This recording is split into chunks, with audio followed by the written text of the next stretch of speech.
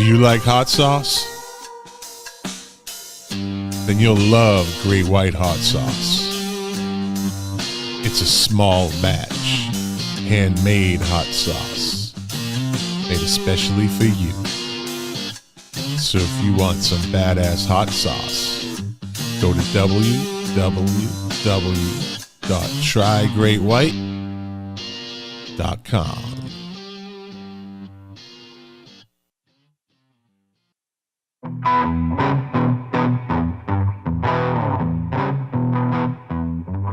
Well, here we are, episode 83. And on this episode, we're going to talk a little bit about holiday music. Not Christmas music, holiday music. Did you know there's a difference? Well, now you know. We're also going to talk about some music news. Maybe I'll have a little trivia. I don't know. We'll see. Kind of go on my whim. See how the flow of the show goes. 'Cause that's how I roll, baby. So sit back, relax, enjoy the podcast.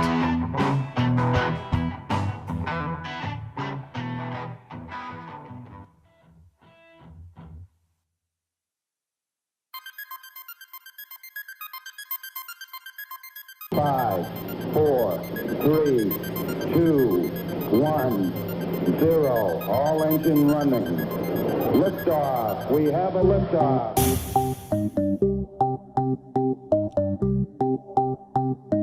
The KOFB Studio presents Milk Crates and Turntables, a music discussion podcast, hosted by Scott McLean with his co-host, Jack Calabrese. Now, let's talk music. Enjoy the show. Thank you, Amanda, for that wonderful introduction as usual. Amanda and I just got done watching, prior to this podcast, Livestream. I had her watch White Christmas for the first time. Bing Crosby and Danny Kaye and Vera Miles and what's her name? Clooney. Rosemary Clooney. And it's a good movie. Good Christmas movie. It's a Christmas movie at the beginning. In the middle, it's a big story build up. Then at the end, it's a Christmas story again.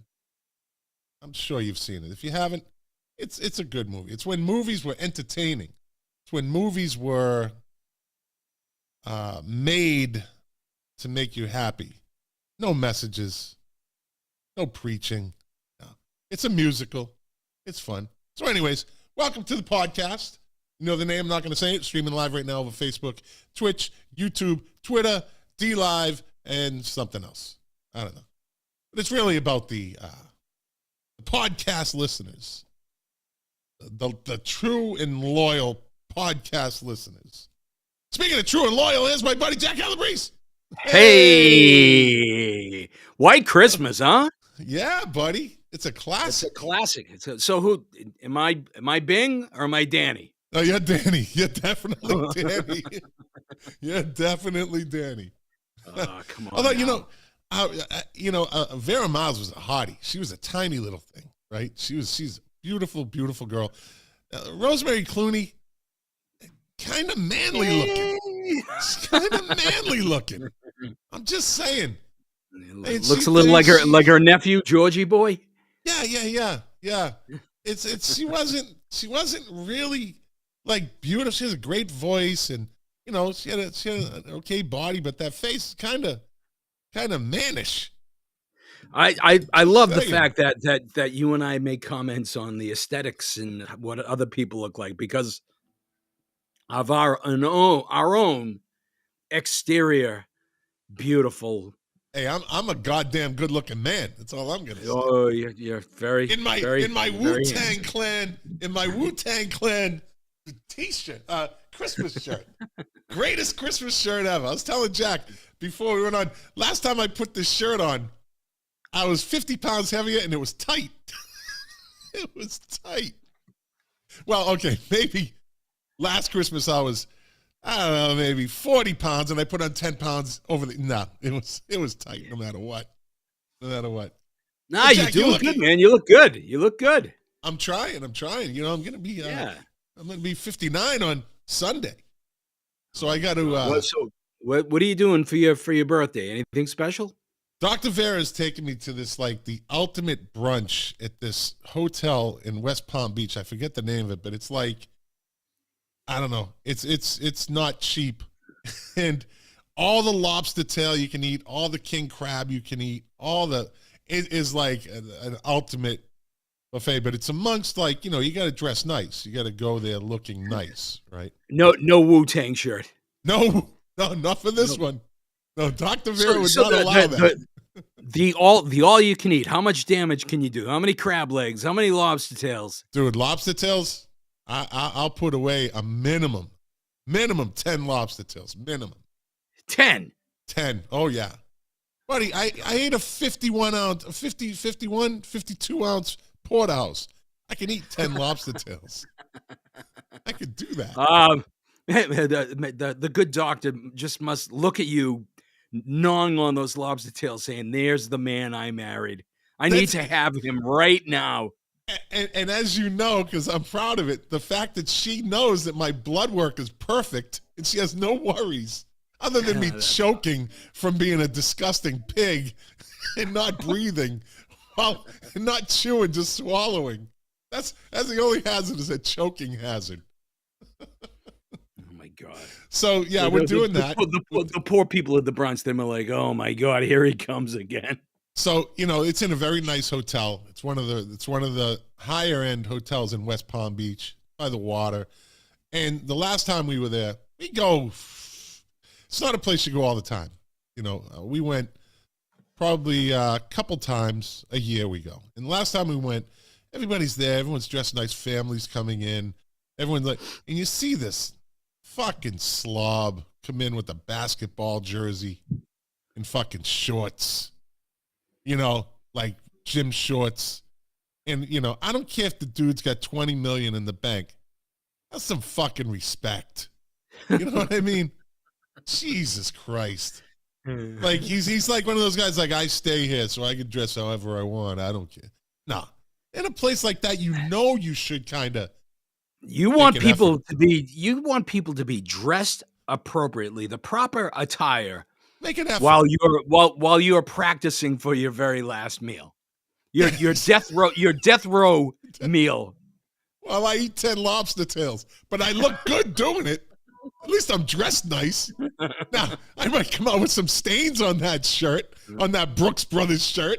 But, you know, hey, listen, it's worth it. It's worth it. So getting back to the movie, is White Christmas, is that the go-to holiday movie for you? No, you know what has become the go-to holiday movie for me? It's FX, the channel FX. Yeah. The FX A Christmas Carol. Who's in that? Who's in that one? It's over 2 nights. It's an English, I think it's a BBC production. I'm not sure if there's any, like, you know, American stars in there, but it is a dark version of A Christmas Carol. But it's done. It was done over 2 nights. It was like a big thing. It was really fucking good. It's really good. In the Calabrese household, there's the musical version of A Christmas Carol that was late 60s with Albert Finney. Yep. Called Scrooge. Yeah. That we watch each and every year. Yeah. Scrooge. Where do you rank George C. Scott in the Scrooges of history? You know the version, fine. Right? You know the version of George C. Scott. Sure. Yeah, sure. It was okay.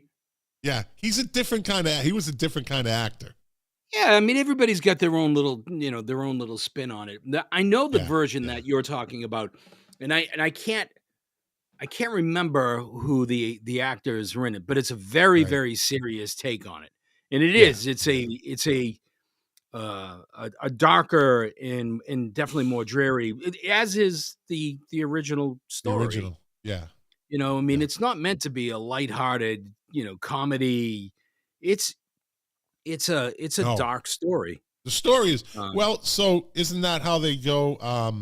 How the song says, "There'll be scary ghost stories and everything's." You know what I mean? Yes. That the most wonderful time of the year. Most wonderful time of the year. Because they used to tell ghost stories at Christmas. That was like a thing. A lot of people don't know. Like, you hear that song, you're like, what do they mean, scary ghost? Christmas Carol is a ghost story. It's literally a ghost story. You know, it's kind of a horror show. Horror story. And that's what they used to do at Christmas. And then, let's see,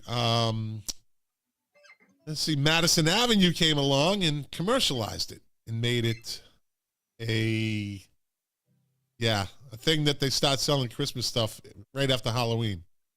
Yeah, we've talked about it before. When you kind of transition out of, being a little kid and really hoping for Santa to bring you toys, but I know in my household we quickly graduated to music. All of a sudden Santa wasn't bringing sleds and trains and G.I. Joes. It was all albums. It was Kiss Alive 2 and it was Queen and Earth, Billy Wind, Joel and Fire and Earth, Wind and Fire. Yeah, sure. Yeah. David Bowie albums like Santa had a record pressing plant up in the North Pole. We used to give each other albums, and I remember one Christmas, I guess there was no communication because I ended up with 2 copies of Queen, Day at the Races. I don't know how I ended up. No. It was not Day at the Races. What's the one with the robot? With the robot. News of the World. News of the World. Yeah, that's what I think. Yeah. Yep. I got it too. I got 2 of them. I was like, what am I going to do with 2 of them? And I do have to admit, being the impatient boy that I was, I very, very, very carefully undid some of the wrapping paper just to see what it was. Maybe to prevent myself from going out and buying that exact same album. But there were 2 under the tree: Kiss Alive 2 and News of the World. Yeah. We used to do it, and then one of those 2 albums have held up very well over the years. The other one not as so much. Yeah. Still good.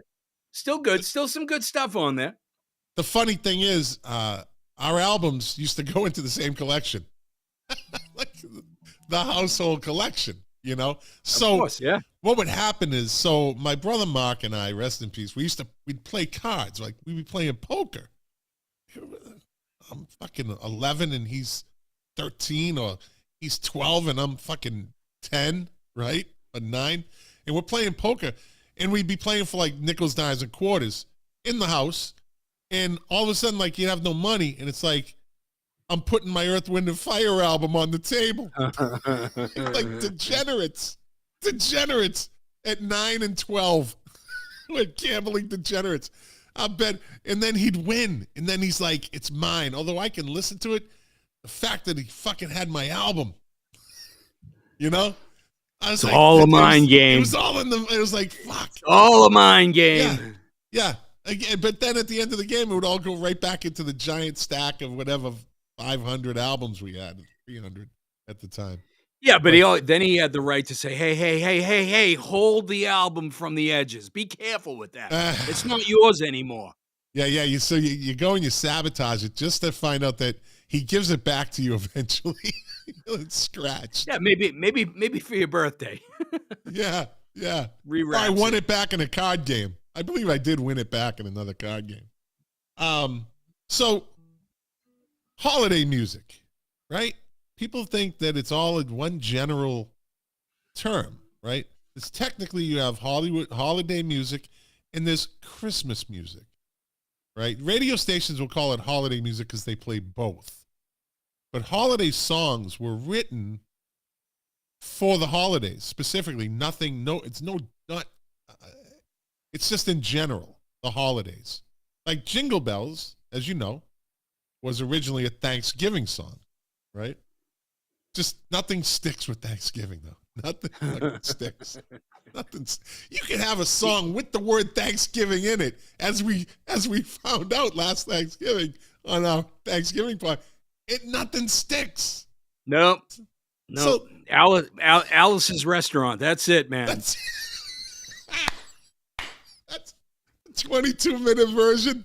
That's it, man. Whole side of an album. That's it. You can eat a turkey dinner, and that song will still be playing. Absolutely. Wouldn't that be funny? Everyone's sitting around the table, right? And no one's talking, but everyone's eating and listening to Arlo Guthrie sing. Arlo Guthrie. Sing Alice's Restaurant. Complain about the Vietnam War and how he tried to dodge the draft. Yeah, and then, you got the turkey in your mouth. Hold on, my favorite part coming up, my favorite part. Right? But nothing sticks. The Jingle Bells got shifted to Christmas. Mother stabbers. Father rapers. Yeah. So you have like songs like Happy Holidays and, with a Jingle Bell Rock. I mean, like, and then you have songs like White Christmas. Now, let me ask you this. Is Silent Night a Christmas song? I've always thought of it as a Christmas song just because I've always interpreted it as making reference to, Jesus being born and, the manger and all that. I don't know if that's technically true or not. But you know what? I understand the differentiation that you're highlighting, but I've never thought of it that way. I mean, I just always thought of it as, certainly when I was a kid, it's Christmas music. Right. Dude, I definitely never thought of it any other way. This is like a recent thought. As recent as this week, I'm like, this is really not a Christmas song. It's played at Christmas. It doesn't mention Christmas. It's more of a religious song, right? But it's played at Christmas because Santa was born on Christmas, right? So, I mean, remember, Santa died for your sins. Don't forget it. This time of year, you need to remember that. Don't be bad. Don't be bad, Mountain Sam. Santa. He brought me news. He brought me news of the world. Hey, Santa died for somebody's sins, but not mine. Easy there. Greatest opening line of a song ever. Greatest. Jesus. Going to see her in 2 weeks. Yeah, and she's going to see you on this side of the room and on that side of the room. Oh, please. Come on now. She's like one of them fucking lizards. Oh, man. She got Marty Feldmanized.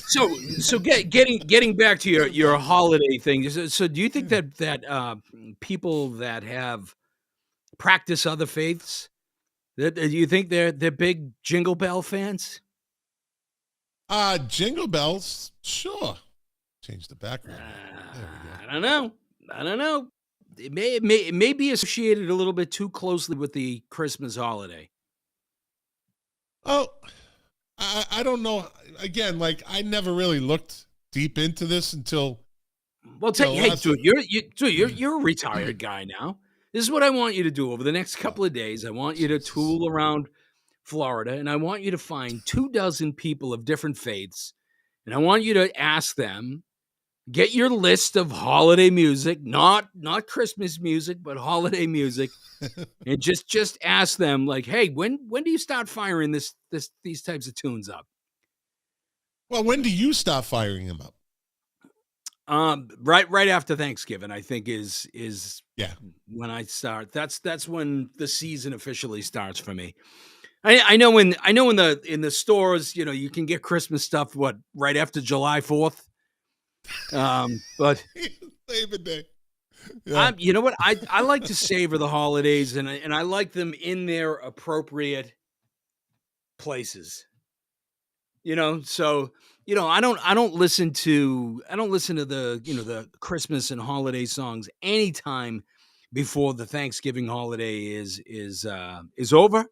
Right. And I certainly don't go beyond maybe the day after Christmas. You know, Right. for Yeah, me, yeah. and I don't know if this is a byproduct of getting older, but I don't go out of my way to listen to a lot of like holiday and Christmas songs. The most I hear of that is when the lovely Deborah and I put up the tree, we have our standards that we listen to. So I want to And get to that next week. I want to talk about your Christmas playlist. So let's kind of move that to, because that's the week of Christmas. I just wanted to kind of talk holiday songs, like just the difference. Like, I didn't mean to cut you off, but I do want you to save that for next week, because I want your Christmas playlist, and let's see how many match up. I'm sure there's quite a few that match up as far as Christmas songs, Christmas playlist. Okay. And some of them have holiday music in them, right? Like, have you, okay, so a lot of artists do holiday albums, right? Christmas albums are holiday albums with Christmas songs on them. Yeah. I recently listened to Joss Stone do Let It Snow. Dude, like, it's a whole different fucking person. Josh Stone is an it's a whole different voice. Yeah. Beautiful, beautiful, beautiful woman. But it's funny. You're right. I mean, anybody that's in the music business at some point in their career, they are almost obligated to do some type of Christmas/holiday album. Even Bob Dylan did one. Let it snow, let it snow, let it snow. And you know what? Most of them, it's interesting. Josh Groban, Elton John, George Michael, Mariah Carey, Emerson, Lake and Palmer. Everybody's done at least, one holiday or Christmas song. Most of them are not very good. Correct. Every now and again, you find a real gem. So, I sent you a text recently, and I want to make sure I get this. I said we text all the time, but we were talking about what we wanted to talk about, right? And I said, tomorrow night we'll do holiday songs, not Christmas songs, with music notes. And you said holiday songs, ? Example, ? And I said, Jingle Bells is a holiday song. White Christmas is a Christmas song. A lot of people don't know the difference. So you were like, okay, And then I said, version. No. I didn't say okay. I'm playing nice. I said, thanks for that. I'm trying to make you look good. Because the reality asshole. of it is, whoa, just trying to make you look good. I'm not. I could have said, and you sarcastically came back like a fucking asshole. Thanks for that, but I didn't do that, did I? Because this is a holiday show. No. I'm being nice. I'm more than comfortable saying thanks for that, because the reality of it is holiday song, Christmas song. Most people don't give a shit. No, they don't. But I thought it's an observation. It's an interesting observation. A lot of people go, I never thought of that. They move on. It's not thought-provoking or anything. But you start listening to songs after you hear that, and you're like, that's a holiday song. Like, it's once you hear that, you start saying, like, oh, that's a Christmas song. That's a holiday song. So, as I had heard, after I heard the worst version of Silent Night I've ever heard in my life. Fucking worst version of Silent Night by Shaggy. Mr. Lover. Right? What do you expect? What the fuck? I know. It was so fucking bad. Like, Shaggy has fucking zero right to, I don't care, the First Amendment, the Fifth Amendment, whatever fucking amendment. Shaggy has no right singing Silent Night. It's horrible. It's fucking horrible. And the fact that they played it on the radio on Sirius, because Sirius XM has 3 Christmas channels, right? They have 3 holiday music. That's all I listen to. Dude, from the day after Thanksgiving to the day after Christmas, my radio station never changes. Only between those 3. Just Christmas music. Just Christmas music. Just Christmas music, not holiday music. In my car, I mean, I'm sorry, just like everything. I have the holiday channels, they call them. So you you don't get an auditory craving to put on Led Zeppelin or No. you two or your beloved Earth, Wind and Fire. It's from Thanksgiving Yeah. to, does it end Christmas Day? The day after, yeah, like the day after Christmas when I get in the car, I'll change all it. you listen to Those 3 channels and my playlist. Like I have we'll talk about next week. I have my playlist, but it's all Christmas and holiday music. It's all, we'll just say it's all holiday music, right? I think that's equally wonderful and a little fucked up. But I do realize that wait. Let me finish. I do realize that there is a big giant little kid in you. I mean, come on, you're a guy that eats hot dogs with just ketchup on it. And what have I said? We've had that long-standing debate. Like, do you put ketchup on a hot dog? And my theory is always like, I think ketchup on a hot dog is fine as long as it's got other stuff on it. Ketchup alone on a hot dog, it's a little fucked up. And I can actually visualize you in my head watching you eat a hot dog with just ketchup on, listening to Jingle Bells for the 57th time in like 3 weeks. And I wash it down with eggnog. Hey, we have Bob Doucette said, Merry Christmas, Bob. Bill Aldrich is a good man, an Air Force veteran like myself, good man. Wait a minute, Bob Doucette, only way to eat a hot dog is just ketchup. That's my man right there. That's crazy. Man. It's just crazy. Hold on. I got to let somebody through the gate. Jesus. No, it's not crazy. See, I'm not alone. In the unofficial Mayor Winter, Bob Gillis's Adam Sandler songs, he eats hot dogs with just ketchup also. Who, Bob Gillis or Adam Sandler? I bet he does. Bob Gillis and Adam Sandler. Well, come on, Bob Gillis eating a hot dog with just ketchup. That's not very surprising. That's fancy. That's right. I made Bob Gillis eat one piece of eggplant parmesan. You would have thought that I was feeding him lamb brains. I was there. He wanted was to horrified. slit his wrist with the steak knife. We had to take the steak knife out of his hand. He's like, "What did I just eat?"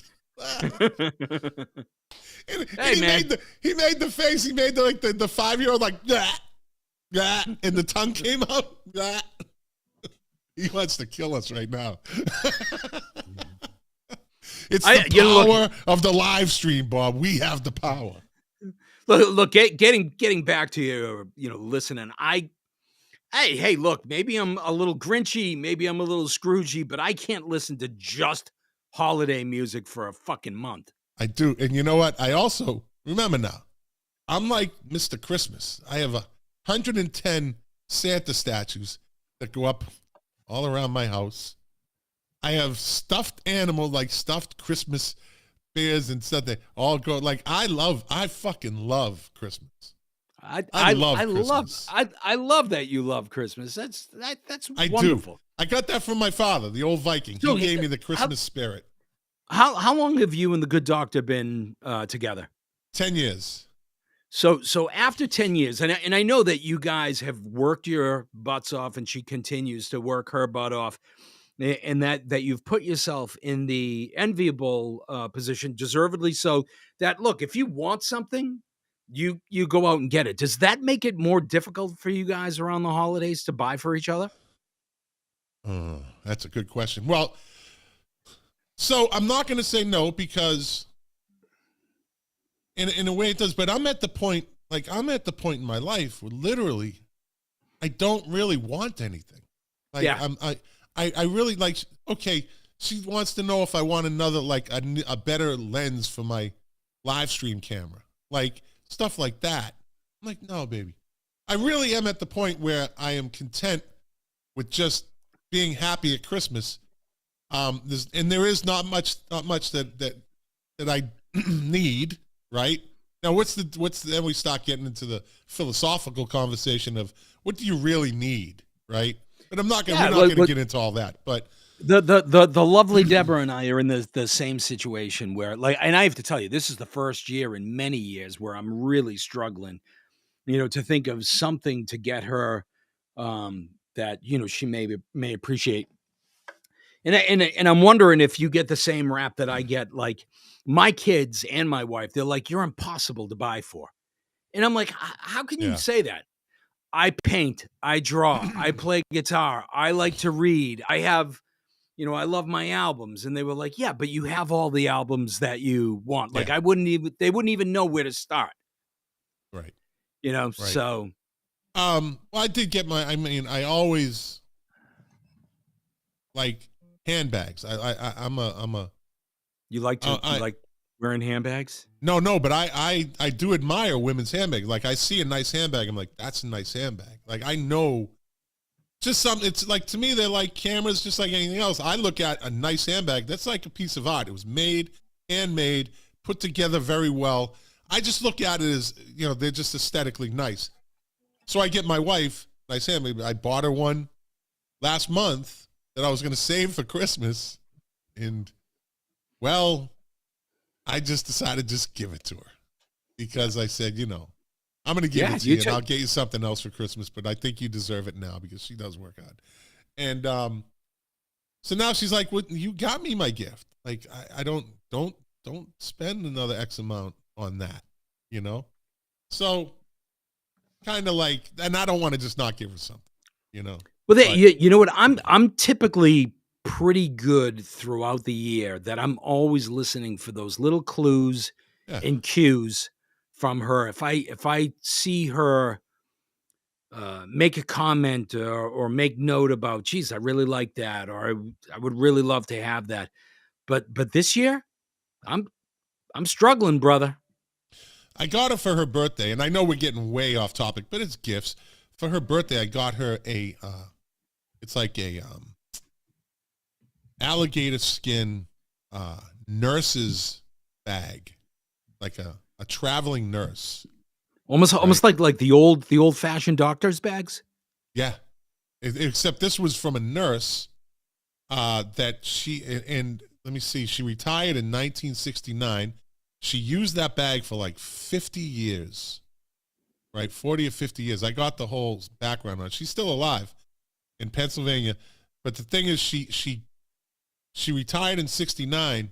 That's when my wife was born. So kind of like this bag was destined to get to her, So yeah, it's pretty cool. So I can get her things like that, Mark Smith says books. Look at that. See, now again, this isn't a music podcast evidently tonight, but that's okay. Who gives a shit? It's the holidays. Books, people don't really give books as gifts anymore because everything is online. Well, a lot of people don't.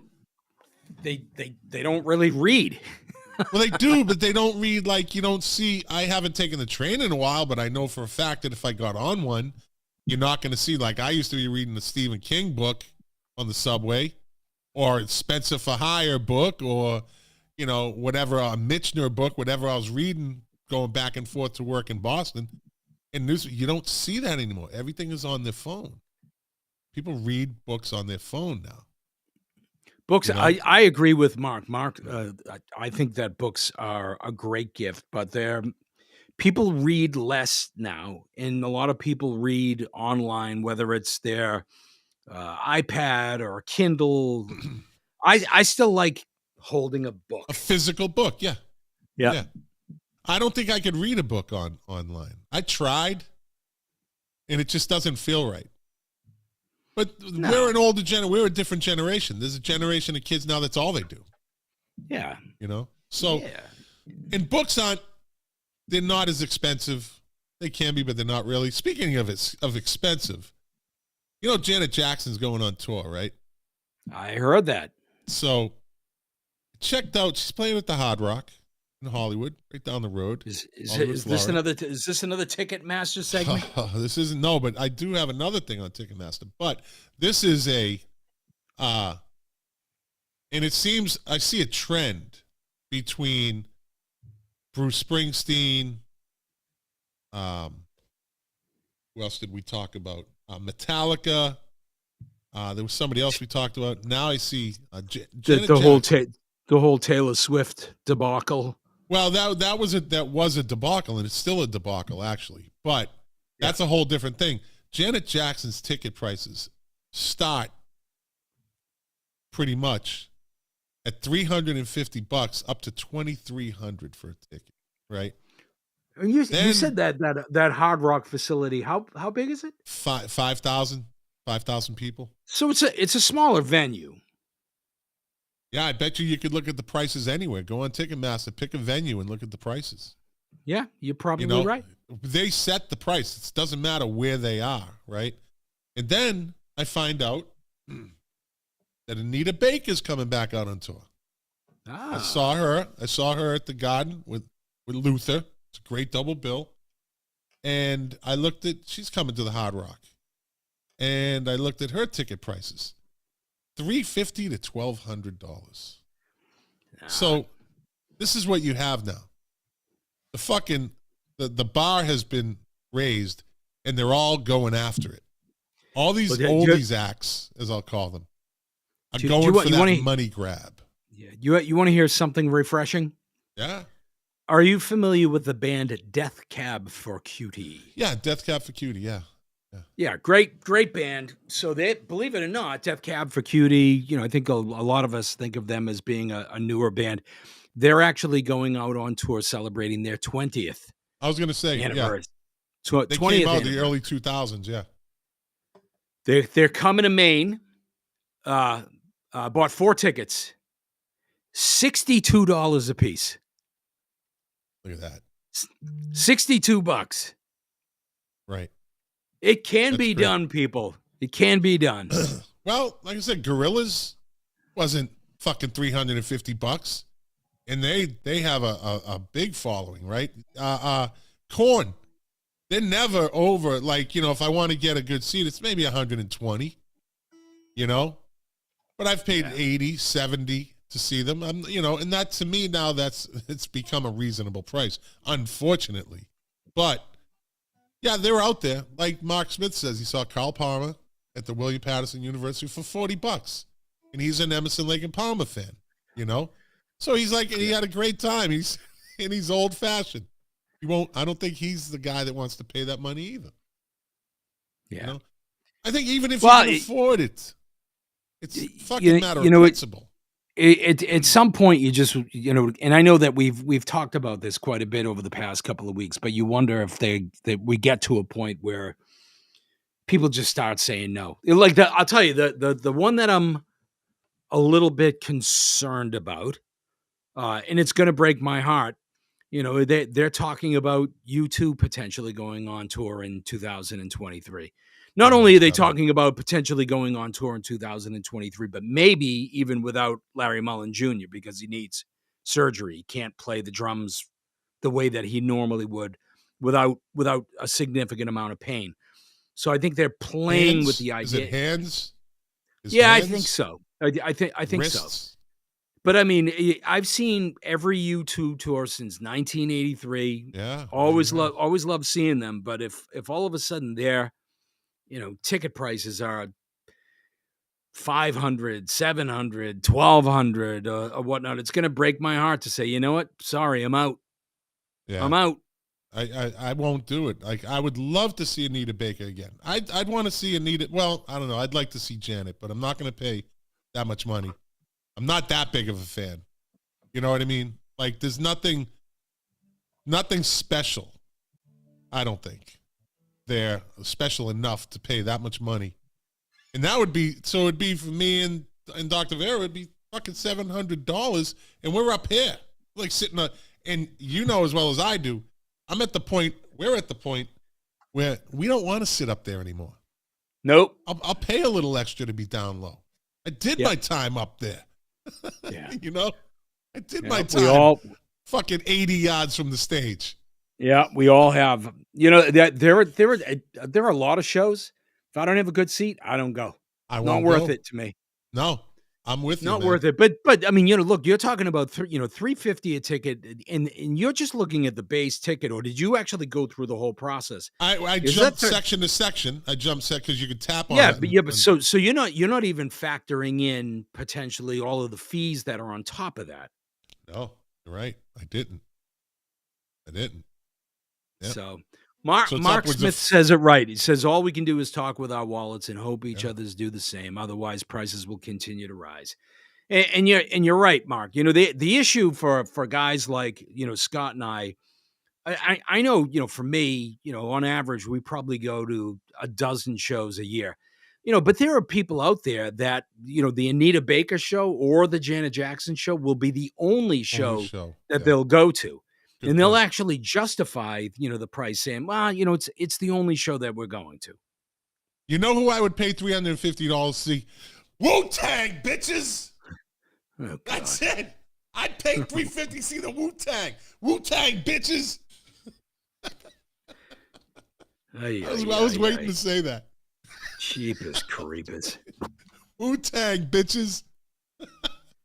I would see that. I would love to see them. I would love to see that. Thank you for doing that. That was fine podcasting. That was fine radioing there. It's right a visual. There. I know. I'm on an audio platform and I'm doing a visual bit.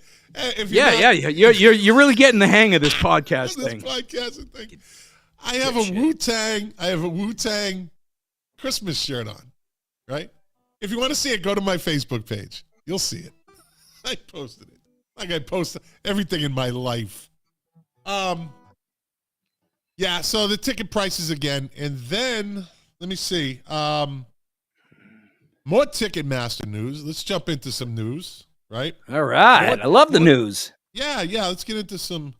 So more Ticketmaster fucking fiascos. According to Ticketmaster, an unprecedented number of fake tickets were scanned at an event. Let me see. Who was it? At Bad Bunny. Bad Bunny fucking made a killing this year. Bad Bunny is like, for a lot of the music publications, like the artist of the year. I think he might have had the tour of the year. He made a fucking killing. But he played Fenway. Fenway. Yeah. It was like 40,000 seats or something crazy like that. Yeah. So according to Ticketmaster, an unprecedented number of fake tickets were scanned at this Bad Bunny event that caused the systems to become overwhelmed, which led to hundreds of actual ticket holders being told, your ticket's counterfeit. Right? Angry fans who were denied entry began trying to climb stadium fences and had to be detained by security. Ticketmaster says it will be offering refunds to those who purchase legitimate tickets. I think this was in Mexico. So fans paid hundreds of thousands of dollars to attend the concerts, were turned away, combined hundreds of thousands of dollars combined. Sure.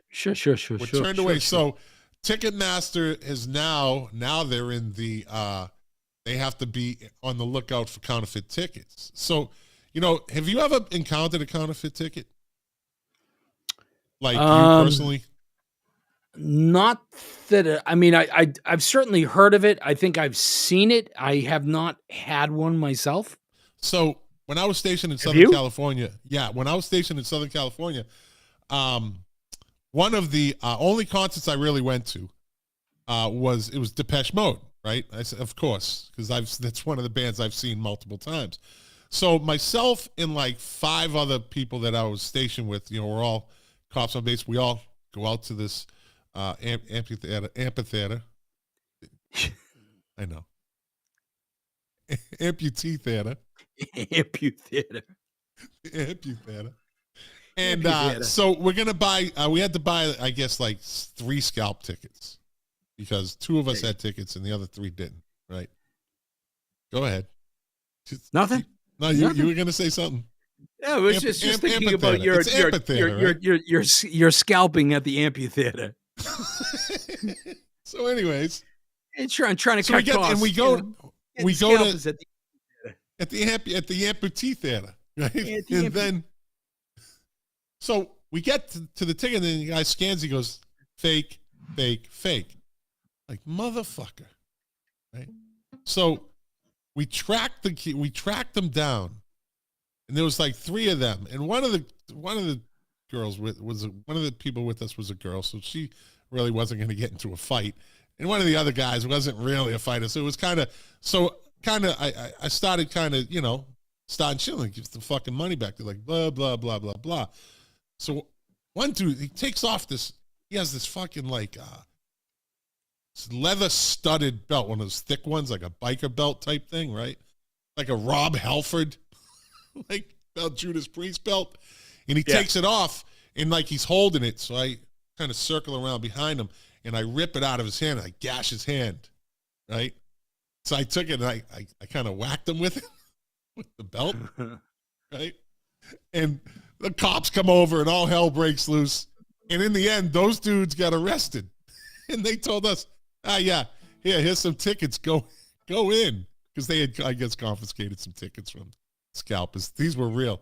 Yeah, so I haven't counted counterfeit tickets. Yeah, and they paid. They paid dearly. That was a fine story. Thank you. Yeah. Violence is the way to handle those situations. You're always finding yourself in the center of that type of controversy. There's no other way to handle that situation. You're not going to talk reasonably to a scalper. No, I'm surprised. Your money already. I'm surprised that the guy didn't realize, knowing that you guys are probably an intimidating looking bunch, and didn't just say, "Hey, sorry, misunderstanding. Let me just give you money back." They weren't giving the money back. That was yeah. They're like, I don't know what you're talking about. So I don't know what you're talking about. You got your money back, and you got free tickets, and got to go in. And I got to whip a human being. Yeah. And you got to whip a human being. So I'm so glad that you've evolved. On one side, Scott, you're the guy that puts up, what was the number? 100 little Santas all over your house. 110. Yeah. Wearing your holiday shirt, listening to your holiday music like a little kid, and you still relish in the fact that you inflicted physical violence on somebody exactly 35 years ago. Yes. And still giggling about it like it happened fucking yesterday. They had it coming. Dude, they had it coming to them. That's the bottom line. That's how I write it. They had it coming. Listen, you're going to rip people off. Don't stick around. Rule number 1 to ripping people off, don't stick around. No, so younger kids that maybe, like the many thousands of young people that are listening to our fine podcast, I don't recall counterfeit tickets when I was younger. What I do recall were counterfeit concert T-shirts. Or counterfeit hits of acid. I'll tell you that story in a minute. Counterfeit concert T-shirts. Do you remember that when we were younger? There was always a group of people that was selling T-shirts. There always had glitter on them. Do you remember? Yeah. The black ones, right? Not the baseball shirts, right? So they were either black, just the cheapest. You would put them in the wash and they would come out, just from washing once, like most of the ink and all the glitter would come off. Your mother would be pissed because there'd be fucking glitter all over the washing machine or the dryer, right? And their shirt, after washing it once, it'd be all fucking deformed and you couldn't really wear it. Half of it was up here, the other part of it was down there. Yeah. Van Halen, after one washing, they all looked like looked like the Planet of the Apes. Absolutely, yeah. Let me see. Bill Aldridge said, "I'm a juxtaposition." He is a juxtaposition, isn't he?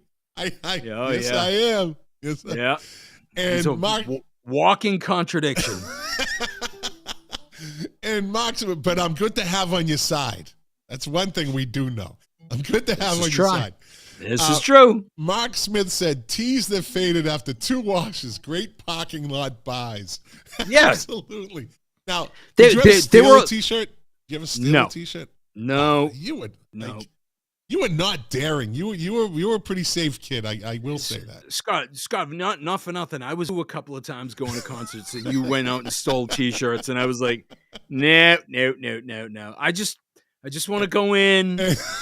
Why are you getting us in potential trouble? Yeah. I just want to see Styx or Foreigner or whoever the fuck we were seeing at that time. I didn't want any trouble. I wanted to drink my 16-ounce, tall boy Budweiser and have my hot dog with mustard on it. And just watch Jukebox Hero without somebody getting punched coming in the over my face. shoulder. Yeah, asking for their fucking T-shirts back. Hey, Suzanne McPhail says, I love you, sweater. Hey, Wu-Tang, baby. Wu-Tang. Yeah. Wu-Tang, baby. Sorry. Let me see. Hey, did you ever notice? Yes. Look, we haven't we gone over this? The dramatic pause. What do you call it? The negative space. The negative pause. Negative I forget space, exactly right? what it called. No, it was negative space. Negative space. The negative space. Right. So no, you have to use it effectively. I'm sorry, I don't. Like that shirt, that sweater that you're wearing, Scott, tonight. It's fantastic. Okay, you see that? Okay. You see that? I got you. Hey, did you ever notice like our friends, Suzanne McPhail? Unbelievable.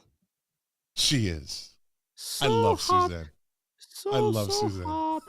I love Suzanne. Do you ever notice a similarity between Smells Like Teen Spirit and More Than a Feeling by Boston? You ever notice the difference or the similarity? Yeah, you're talking about the dun dun dun dun dun Yeah. dun. Let me see. I'm gonna try to. I don't have it. Let me see. Let's go through this. Let me skip the ad. Come on.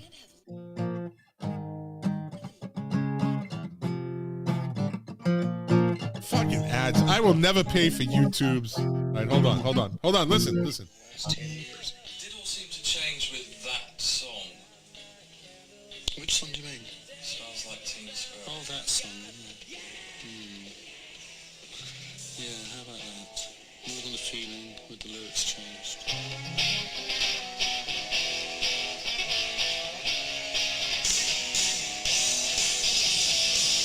This is Nirvana doing that, by the way. Hold on.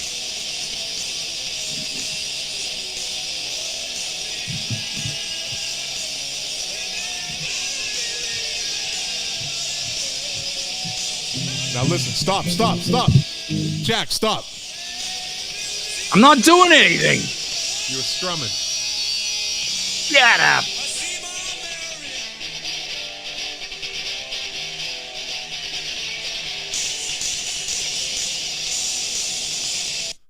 Right? Yeah. It's the same fucking beat. It's pretty close. It's pretty close.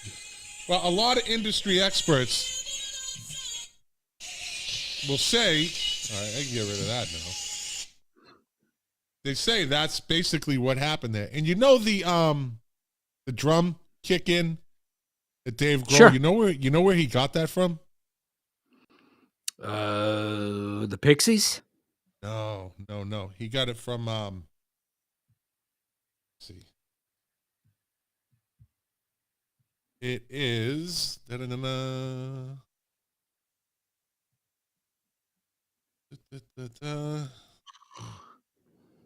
Gap Band. You get that from the Gap Band. You dropped a bomb on me? I think it's this one. Hold on.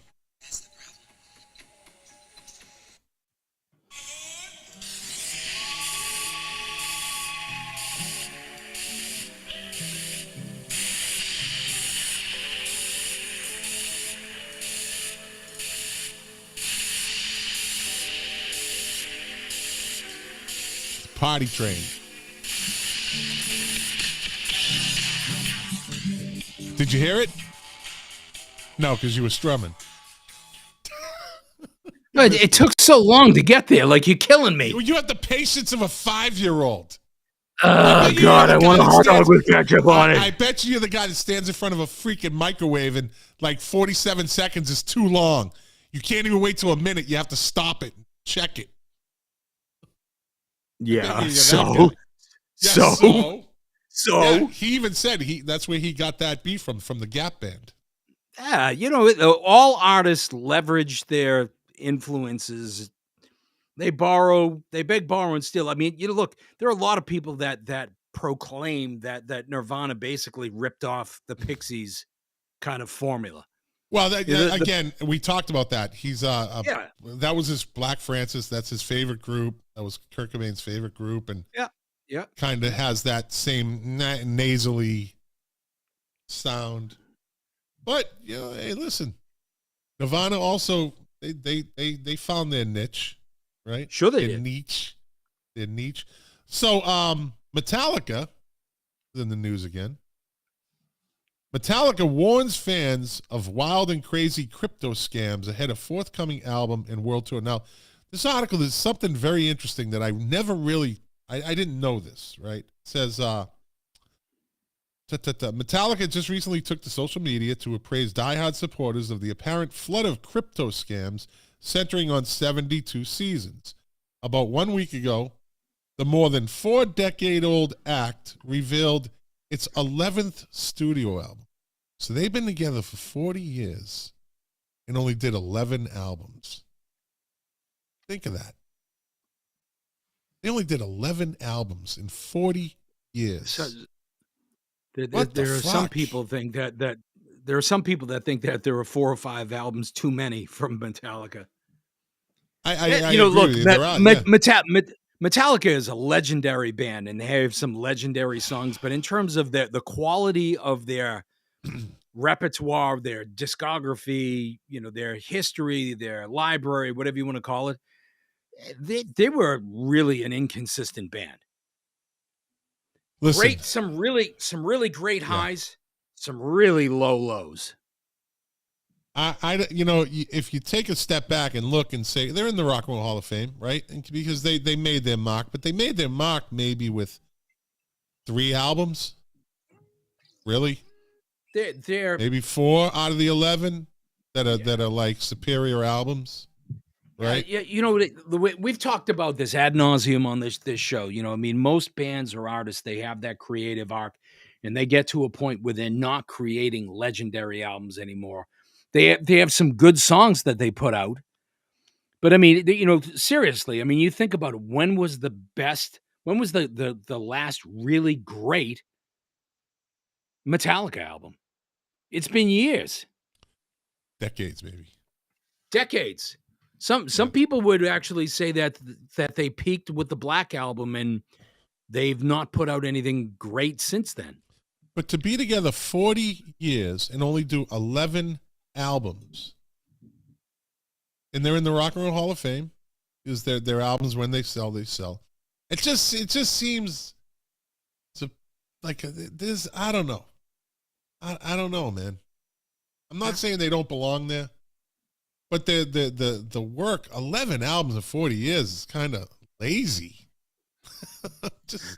They like to space things out. Well, they did. But look, in all fairness to Metallica, they've made their legacy, being a live band. The cool thing about Metallica is they will put out an album, but then they'll tour on it for like 2.5, 3 years. Yeah.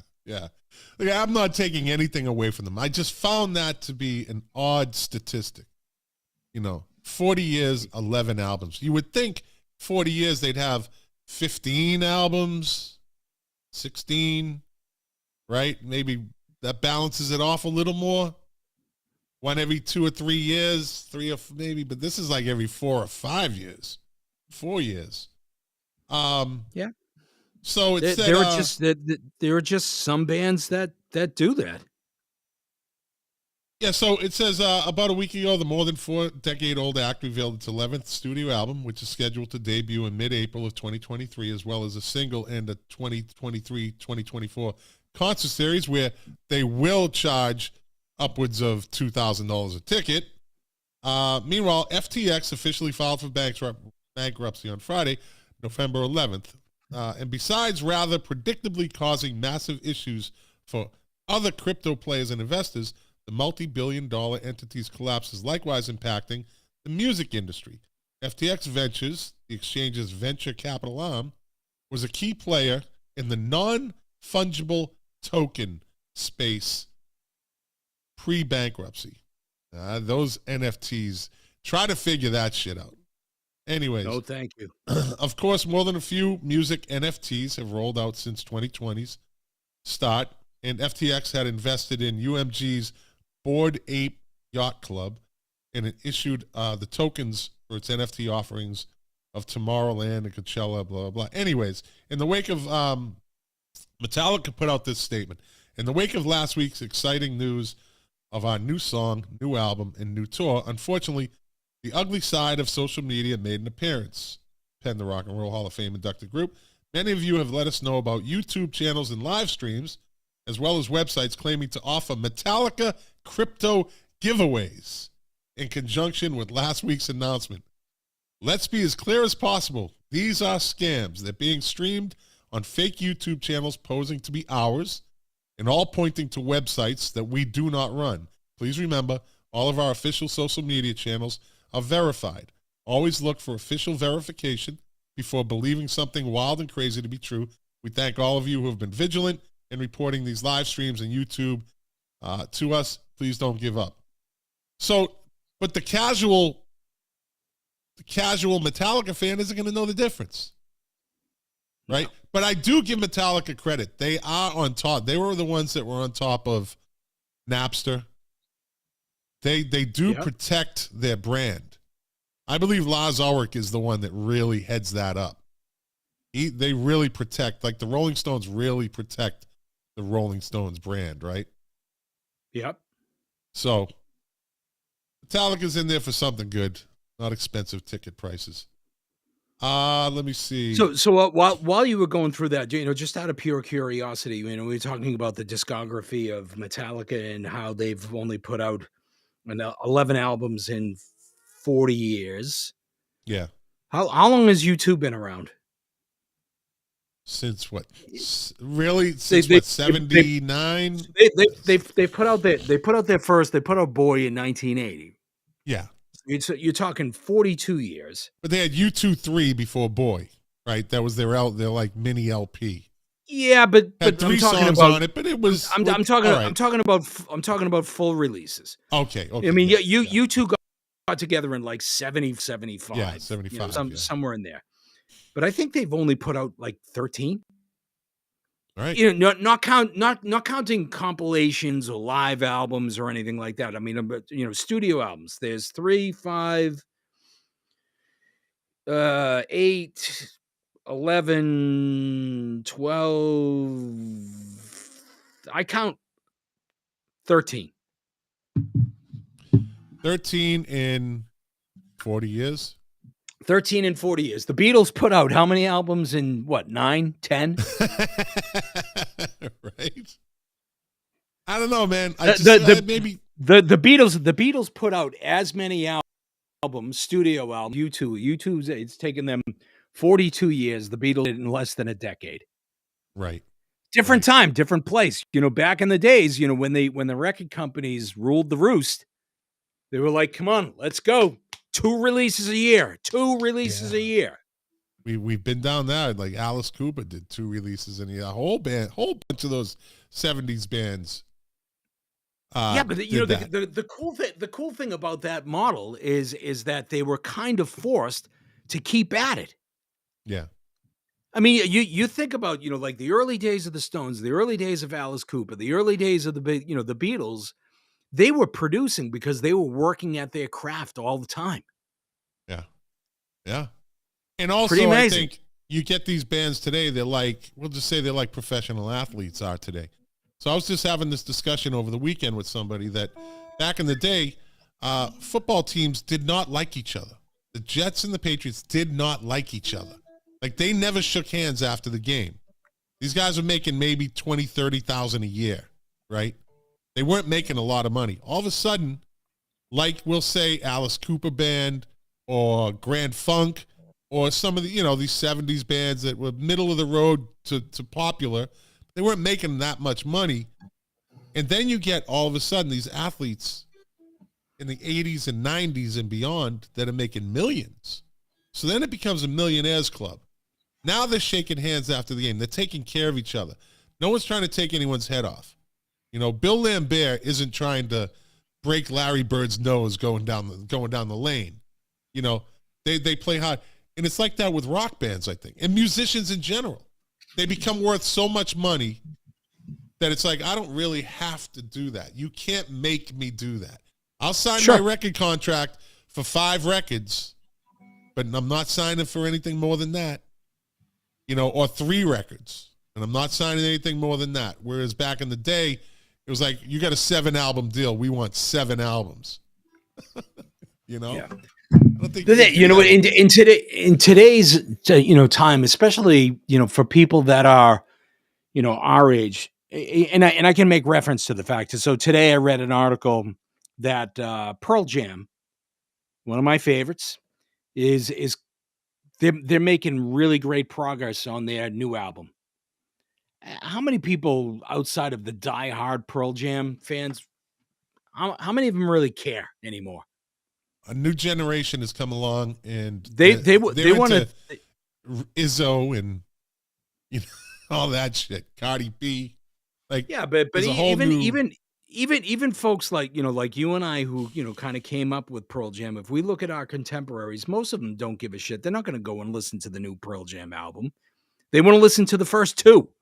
We had that discussion. I believe you were putting that on me about Prince. Was it last week when you were saying, when did you stop listening to Prince? When we had that really weird, I don't know what you were trying to dig out of me conversation. You were trying to get something out of me.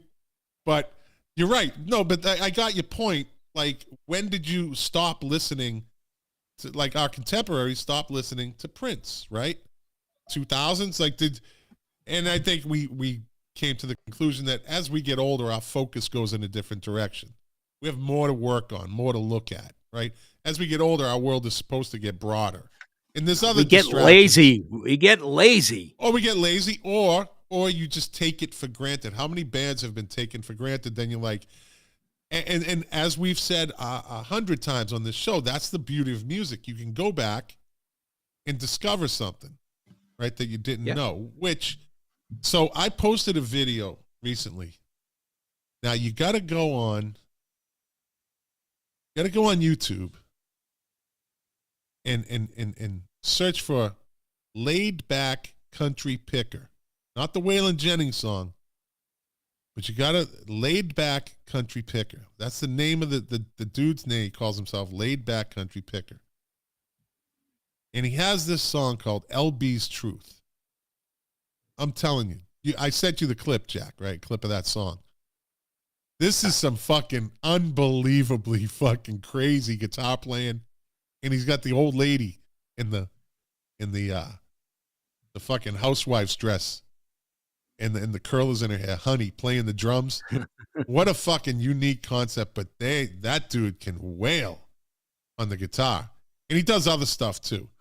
Laid Back Country Picker. So that's the thing about finding new music, right? You seek this out. This stuff came out like 4 years ago. The guy doesn't put his stuff on Spotify, doesn't put it on Apple. He won't put it on social media. It's like you can find his YouTube videos, but you're going to buy his album, buy his cassette, buy his CD, or buy his 8-track. That's basically how he does his thing. He really keeps it real. Really keeps it real. Perry Dedovich said, good point, 3 records, and I'm a free agent to sign with my choice. Yeah, I mean, that's what they do. That's what they do now. And that's why they can do 11 albums in 40 years. But, hey, listen, buddy, I know we're over the hour. We're coming up on hour 10. You got to go? Well, I can hang out a couple more minutes. All right. Let me, I just had to grab a tissue. It's chilly up here. I guess so. It's chilly up here. So let's see. Who inspired this song, or who is this song about? Now we know, you know who Philadelphia Freedom is about, right? Yes. Okay, Billie Jean King, right? Yes. Martin Luther, Billie Jean King. Yeah. We discussed before who A Day in the Life of, I did it on one of those Did You Knows. It was Do You Know? A Day in the Life by the Beatles.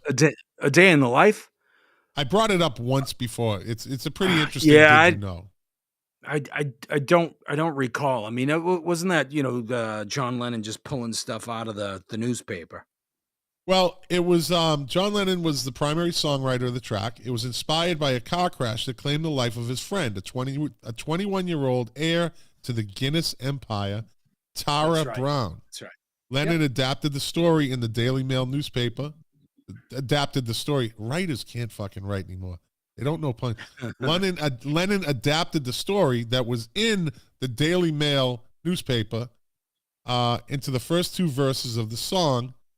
Even the third verse, the enigmatic one about holes filling Albert Hall, was adapted from another article in the same edition of the same newspaper. The article was about the numerous holes in England's roads, and Lennon was inspired to make it a little more psychedelic. So, what is it? 10,000 holes in Blackburn, Lancashire. Isn't that where they bury people standing up, north to south? Graveyard, Blackburn, Lancashire. They bury people north to south. That's why they can fills Albert Hall. That's how many holes does it take to fill that one? So that's who that song is about. We know who Wonderful Tonight. Eric Clapton wrote all the songs about Patty Boyd. Right? Yeah, pretty much. Yeah. Let me see. Oh, this one's kind of. Do you ever hear Chelsea Hotel No. 2 by Leonard Cohen? Not a big Leonard Cohen guy. I know the song. Yeah.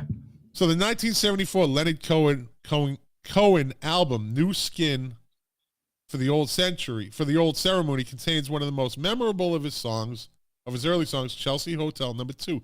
In it, he describes in surprising detail a one-night stand with a woman he would later reveal to be, oh, good Lord, he had to be drunk, Janis Joplin. Oof.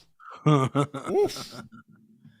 Voted worst looking guy in her college. I know you're not a big Janis fan. But I mean, I don't have to be. She was not a looker, dude. It's just she looked like the bottom of an old fucking glass of milk. So once again, we're allowed to comment because we're such beautiful men. I'm better looking than Janis Joplin. I know that. So are you. You guys kind of look the same. Well, look, you put a big, but yeah, he wrote the song about her. Ooh. The Chelsea Hotel in New York has been a famous temporary residence for artists ever since Mark Twain had stayed there. Let me see. Who else do we got here? And then they show a picture of Janis. And dude is not fucking, I mean, God damn, she was ugly. Oh man. I'm just saying.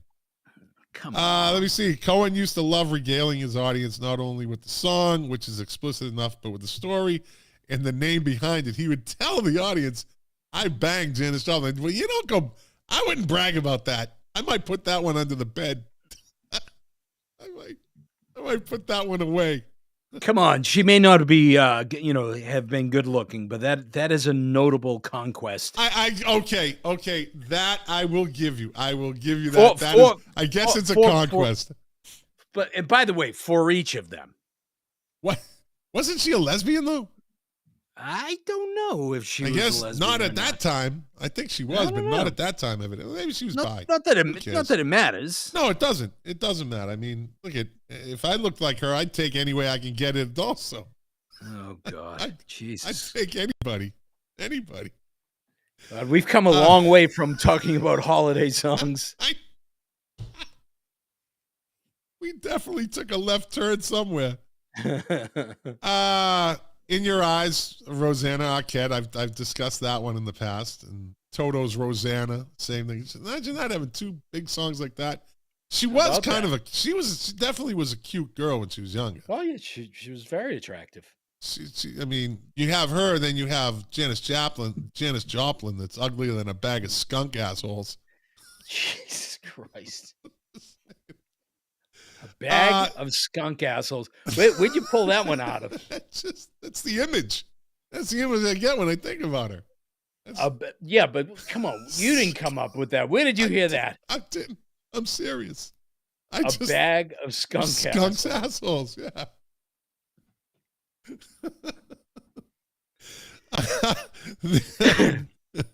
All right, your guy, Bob Dylan. Girl from the North Country. Right? He wrote about an early girlfriend. She was an actress and, of course, an activist. Bonnie Beecher. Jennifer Juniper by Dunn. There's a lot of this. I could probably Lola, right? You know the story behind Lola? I do not. Slightly creepy but undeniably infectious song Lola tells the story of an innocent young man's unexpected romance with a transvestite. You can't say that today. Transvestite is not a proper term. Well, wait a minute. I know that story, but is it inspired by something specific? But who is the man and who is the trans woman in real life? Well, that depends on whom you ask. Rolling Stone says that the woman was Candy Darling, a popular actress in Andy Warhol's circle of artists and one of the inspirations behind Lou Reed's Walk on the Wild Side, and that she and Kinks frontman Ray Davies had dated. Davies claims that while he and Darling had gone to dinner a few times, he was never under any misapprehension as to her true identity. Davies claims that the song was inspired by his manager's drunken romance with a trans woman at a bar one night. They had danced the night away, with the manager never realizing that his partner was not the woman he thought she was. She had, as the song would later say, walked like a woman and talked like a man. There you go. Let me see. Let me give you a couple more, and then I'll let you go here. God Save the Queen. Well, we know who that's about. Yes, we do. 50 Ways to Leave Your Lover. It's a bit of a mystery to try to unravel how much of this song is a joke and how much represents Paul Simon's actual frustrations after his recent divorce from his first wife, Peggy Harper, and his new relationship with actress Carrie Fisher. Carrie Fisher, yeah. Yeah, all right. Simon and Fisher finally got, let me see, this comedic chronicle, how to sound. He got married in 1983, but then got divorced after just a few years, starting to date again. I don't know. You know what? Doesn't matter. I'm not going to go through all these. There's some. Oh, here you go. This is the one I was wanting to get, and then you can get out of here. Then you can go. Jersey Girl by Tom Waits. Catherine Brennan. Look at you. It ended up being his wife. Yeah. He was working on a movie soundtrack at the time, and would go see her when he could. She was great song. Covered by who? Bruce Springsteen. Correct. Yep. All right, buddy. I'm gonna let you go. Here's a picture of him and her. Yeah, she was kind of cute for him. She turned his career around. You know, not only. I mean, there's somebody that she doesn't claim the spotlight, but she helps him with a lot of influences. She is definitely his muse. Helps him with a lot of the writing. They're a great couple. Did you watch that interview I told you to watch with him? I did. With the Australian guy? Yeah, it was a bit painful to watch. Just because, Tom Waits is so awkward and, I'll tell you, the thing that threw me a little bit on that was where the interviewer was clearly an American, right? Not Australian. Yeah, but there's a lot of American, there's a lot of American bands that are big over in Europe, like the Andy Warhols. I mean, they're huge over in Europe. The Dandy Warhols? Yeah, the Dandy Warhols, yeah. They did I say Andy Warhols? You said the Andy Warhols. Yeah, That's just fine. Warhols. That's good. It's all good. Hey, listen, you keep it up, and I'll be singing We Used to Be Friends, okay? Come on. It's a great song. I do like that song. All right, buddy, listen, I'm going to kick into the top 10 this day in music and Goodbye, birthdays. So goodbye. Next week with, that motherfucker, he got me. Every week now. It's like, I should have just cut him off. Next week, I'm just going to cut him off right before I even say anything. I'm just going to cut him off. He did it to me. Anyways, let's get into the top 10 this week, and I decided to go with 2012, right? 2012, this was 10 years ago. Oh, boy. Number 10 this week in 2012, Gangnam Style by PSY. Mark Smith's favorite part of the show, this day of music. Number 10, Gangnam Style. Do it Gangnam Style. Right? Number 9, Let Me Love You Until You Learn to Love Yourself, Neo. Number 8, I Cry by Flo Rida. Number 7 this week in 2012, Home by Philip Phillips. And I know a lot of you are going, who? What? I know. But I have to jump around. I have to kind of shake it up a little. I can't always do the 70s and the 80s. Let me see. Number 6 this week in 2012, Some Nights by Fun. Fun is actually the first concert that my stepkids, David and Amanda, went to see. Yeah, they saw him here in Boca. And then David moved on to I brought him to see. He went from Fun to Korn. Big fucking difference there. He likes Korn better. And I took him to see Gorillaz and Korn. Yeah, so yeah, he's definitely broadened his horizons in the music world. Number 5 this week in 2012, Ho Hey by the Luminaires. Number 4 this week in 2012, One More Night by Maroon 5. Number 3 this week in 2012, Die Young by Keisha. Number 2 this week in 2012, Locked Out of Heaven by the talented Bruno Mars. And number 1 this week in 2012, Diamonds by Rihanna. All right. Move on to this day in music. I'm going to go backwards. I'm going to go from start in 1962. Bill Wyman made his live debut with the Rolling Stones at the Ricky Tick Club. All right. The group were known as the Rollin' Stones during that period. Not Rolling, the Rollin' Stones. It was a good move getting rid of that costume, putting the G in there. This day in 1963, the Beatles played a show for their Southern Area Fan Club at Wimbledon Palace, London, whatever it is. To prevent damage to the stage from fans, the management at the Palais constructed a platform for the Beatles to perform on. Surrounded by a steel cage. Like, you just want to be at that show. Just to say, I saw the Beatles in a steel cage match. That's basically what it was.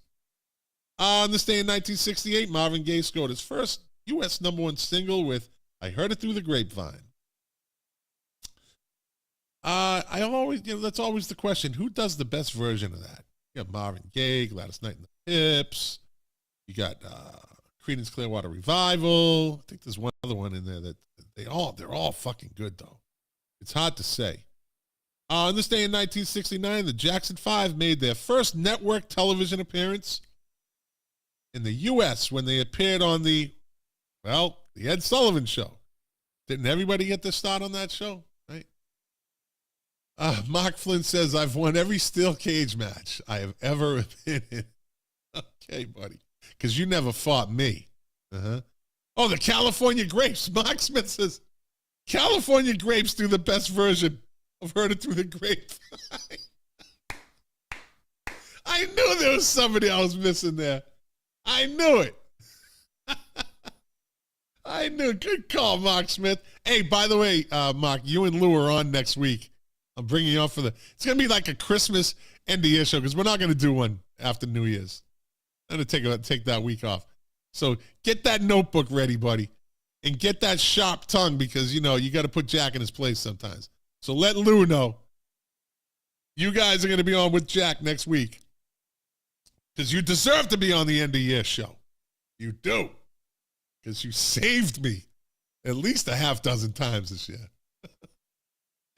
Let me see. Mark Flynn says the Jackson 5 Yeah, Mark Smith. Yeah, you better buy your wine now. Bring a couple of bottles to that show, I think. But don't worry. Jack will leave after an hour. So we can really do our long format, which I like doing. See, you guys, Mark Smith and Lou Colicchio, when I brought them on, whether it was together, and they're from the Music Relish podcast, whether they were together or I had each one of them at different times on individually, minimum 2-hour shows. And I was used to doing just like an hour and 10 minutes. And we were like killing 2 hours. It was almost like I had to stop it because we could have kept going. But since then, I really, if you've noticed, if you're listening to the podcast or watch the live stream, that I really like the long format. You get more information out. There's no rush. You're not on a time constraint. So Mark Smith and Lou Colicchio got me into that because they do their podcast. They definitely do long format. They have some good long shows, but they're always informative. I'll tell you that. Music Relish podcast. Go listen to them. And they upped their game. My buddies, the Music Relish podcast, have upped their audio game. So they all sound what I would say normal now. Anyways, moving on. Let me see. What does Mark Flynn say? The Jackson 5 was so cool. They gave them their own cartoon. Yeah. And they didn't the Jackson 5 cartoon didn't have like a snake? Didn't they have like a pet snake or something they fucking put in there? Like it made really no sense. Like what the fuck are they doing? It's like a pet snake that was always into mischief or something. I don't know. Maybe I was drunk back then when I was 12. Let's see. This day in 1971, Led Zeppelin 4 was riding high in the top 10 of the U.S. album charts. In 2006, the album was rated number 1 on Classic Rock's magazine's 100 Greatest British Albums. Oh, okay. Let me see. And number 1 in a poll conducted by Guitar World. All right, cool. Let's see, what do I got? I missed my pinball machine is Led Zeppelin 3. I missed it by one album. On this day in 1972, Born to Boogie. The Ringo Starr directed movie premiered in London. The film was based around a concert at Wembley Empire Pool, London, England, starring Ringo Starr, Mark Bolan, and T-Rex, and was released on the Beatles' Apple Films label. None of that Apple shit ever really made it. On this day in 1973, Bruce Springsteen appeared at the Pinecrest Country Club in Shelton, Connecticut. Only 200 tickets were sold. There you go. On this day in 1979, The Clash released their third studio album, London Calling. The double album received widespread acclaim. It was ranked at number 8 in the Rolling Stones list of the 500 greatest albums of all time. In 2003, it was ranked as the 6th greatest album of the 70s by NME. Also, the original pressings, as I always say, have that hidden track, Train in Vain. It's not on the track listing, but it's the last song that got thrown in. The whole story behind that, but I'm not going to talk about it now. But let me see. On this day in 1980, Yoko Ono called on fans to observe 10 minutes of silence in memory of John Lennon. 30,000 gathered outside St. George's Hall in Liverpool, while nearly 100,000 attend a memorial in New York's Central Park. On this day in 1985, Whitney Houston scored her first UK #1 single with Saving All My Love for You. The song, which was written by Michael Masser and Jerry Goffin, had been a minor hit for Marilyn McCoo and Billy Davis Jr. in 1978. That's right. I never connected those dots. It was also a U.S. #1 for Whitney Houston.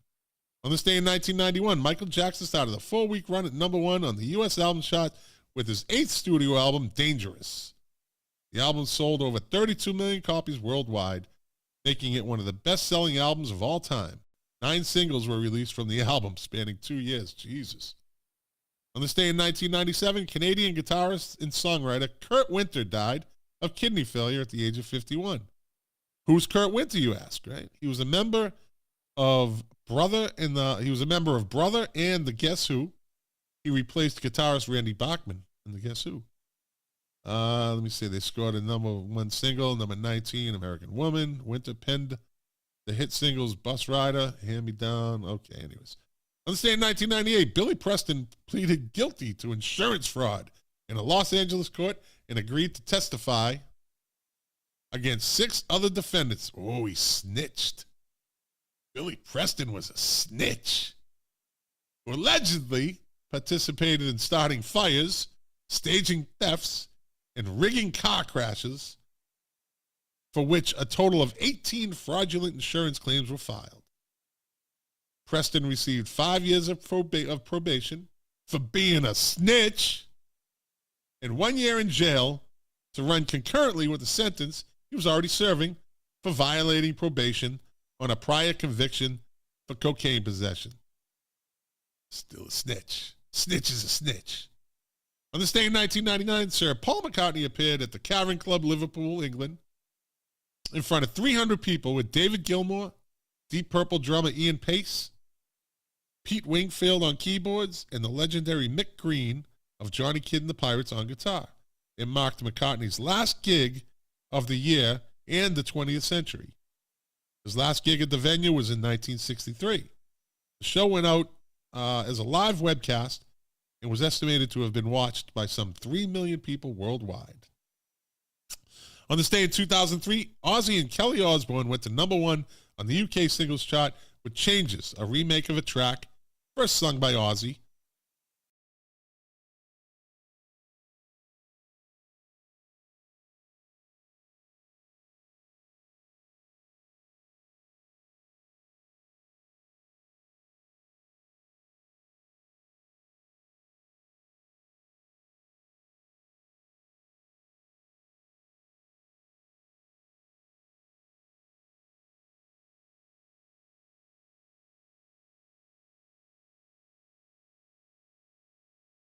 Thousand fans and friends gathered at the Arlington Convention Center in Arlington to mourn the guitarist's death.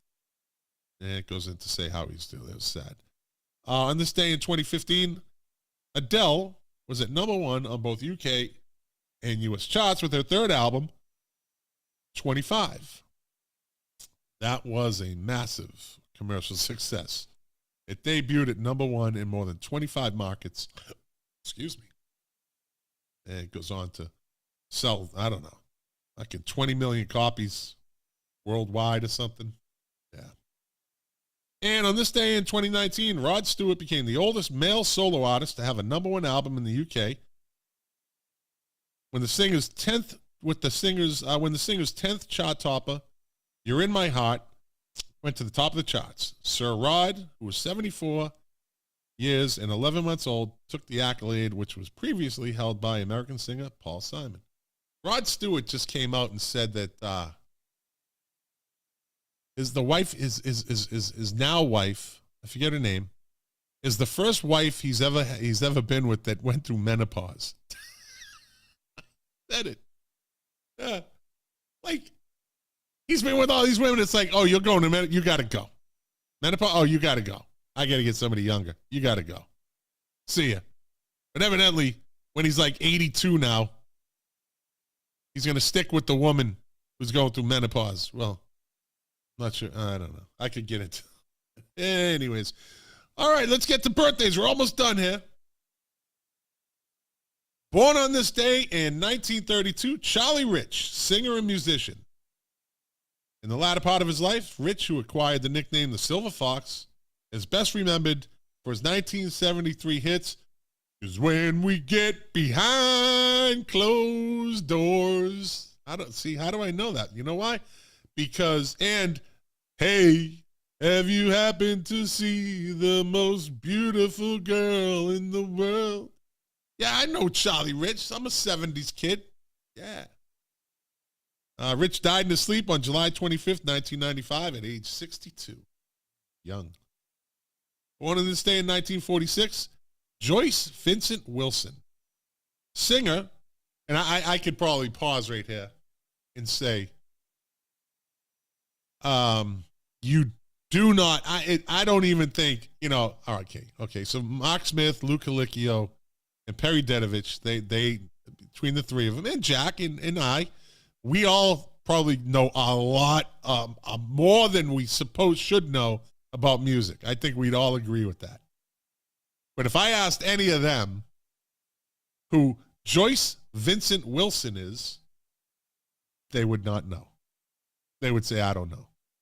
But when I say, born on this day in 1946, Joyce Vincent Wilson, singer from the American pop music group Dawn, right? Tony Orlando and Dawn, who were popular in the 70s. Their signature hits included Candida. Oh, Candida, we can make it together. I had the 45. Knocked 3 times. I had the 45. And tie a yellow ribbon around the old oak tree. I had the 45. God damn it. Yeah. So happy birthday to one half of Dawn. Born on this day in 1949. Okay, fuck it. Let me start this again. Jesus Christ. Born on this day in 1949, Cliff Williams, bass player for Australian rock band. I'm letting you people who know say it. Cliff Williams is the bass player for Australian rock band AC/DC. He replaced Mark Evans in 1977. Happy birthday. Born on this day in 1958, Peter Spider Stacey, tin whistle from the Irish-British Celtic punk band The Pogues, who this time of year have one of the best Christmas songs, Fairy Tale of New York, that they now edit. Fuckers. They can't leave anything alone. Song gets fucking edited. This generation sucks, don't they? This fucking younger generation sucks. You're listening to my podcast. You're part of that generation, and you don't agree that, well, a good chunk of your generation sucks. Well, listen to another podcast. I don't care. But I like you. If you're listening, I like you. Anyways. Yeah. All right. Happy birthday, Peter Spider Stacey. Plays the tin whistle for the Pogues. Scored in 1987 UK number 8 single, The Irish Rover. And there you go. And the 1987 UK number 2 single with Kirsty MacColl, Fairy Tale of New York. Great Christmas song. And finally, dun, dun, dun, dun, born on this day in 1958, Mike Scott. You guys didn't know who Mike Scott is? Maybe. I know you music people. Mike Scott, 80s band. Pretty big song. Hole of the Moon. Yeah, Mike Scott, singer-songwriter for The Waterboys, who had the 1991 UK number 3 single, Hole of the Moon, was first released in 1985. That album, This Is the Sea, by the Waterboys, is most definitely in my top 5 favorite albums. This Is the Sea by the Waterboys is a fucking great album. I think the guys from Music Relish should do a segment on that. They do like an album. You know, one of them has an album to talk about every week, every episode. Go listen to This Is the Sea if you haven't already. It's a great fucking album. Start to finish. As I say, a perfect album. Every song is good. And with that said, my friends, my listeners, my viewers, thank you for listening. Thank you for watching. I appreciate your time. You are the engine that runs this machine. Without you, it would be me talking to myself. Well, I am because Jack left. Nothing new there. But next week, at this point in the show, Jack will be gone. And I'll be with Mark Smith and Luke Kalicki on the Music Relish podcast. Yeah, they'll stick around. But I bet you Jack sticks around. I bet he does. FOMO. Fear of missing out. I don't know. Maybe, maybe not. Anyways, and like I always say, doing this show for you, to quote my favorite artist, Morrissey, the pleasure, the privilege is mine. I will be back next week on this podcast for our Christmas show, and then we're taking the New Year's off. taking that week off. So it's basically the end of year show next Wednesday. And podcast listeners, you'll hear it next Thursday. All right, everybody. Talk to you soon. See you later. Whatever. Merry Christmas. Merry Christmas. Say Merry Christmas to people. Just fucking say it. Okay? Whether they want to hear it or not, you should be saying Merry Christmas. That's what I say.